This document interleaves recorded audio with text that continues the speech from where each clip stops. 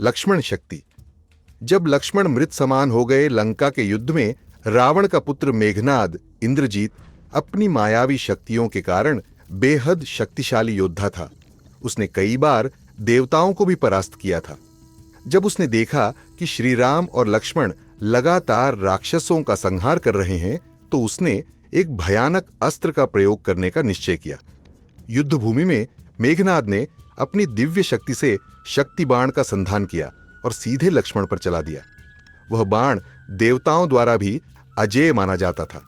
जैसे ही बाण लक्ष्मण के शरीर से टकराया, वे तुरंत भूमि पर गिर पड़े। उनका शरीर निष्प्राण हो गया और ऐसा लगा जैसे वे मृत्यु को प्राप्त हो गए हों। श्री राम अपने प्रिय भाई को इस अवस्था में देखकर अत्यंत दुखी हुए। वे विलाप करने लगे और कहने लगे, यदि लक्ष्मण नहीं रहे तो इस जीवन का कोई अर्थ नहीं। मैं बिना लक्ष्मण के अयोध्या भी नहीं जाऊंगा। पूरी वानर सेना शोक में डूब गई।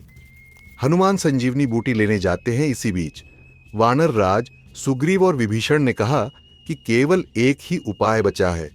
महर्षि सुश्रेण के अनुसार यदि संजीवनी बूटी को समय रहते लाया जाए तो लक्ष्मण को पुनः जीवित किया जा सकता है।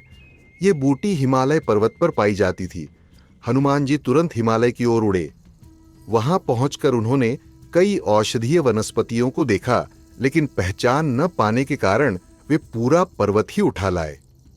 लक्ष्मण पुनः जीवित होते हैं। जब हनुमान जी संजीवनी पर्वत लेकर आए तो वैद्य सुश्रेण ने औषधि तैयार कर लक्ष्मण के नासिका मार्ग में रखी। कुछ ही क्षणों में लक्ष्मण की चेतना वापस आ गई। जैसे ही वे उठे, श्री राम ने उन्हें गले लगा लिया। इस प्रकार भगवान हनुमान की वीरता और संजीवनी बूटी के प्रभाव से लक्ष्मण को नया जीवन मिला और युद्ध की दिशा पुनः बदल गई।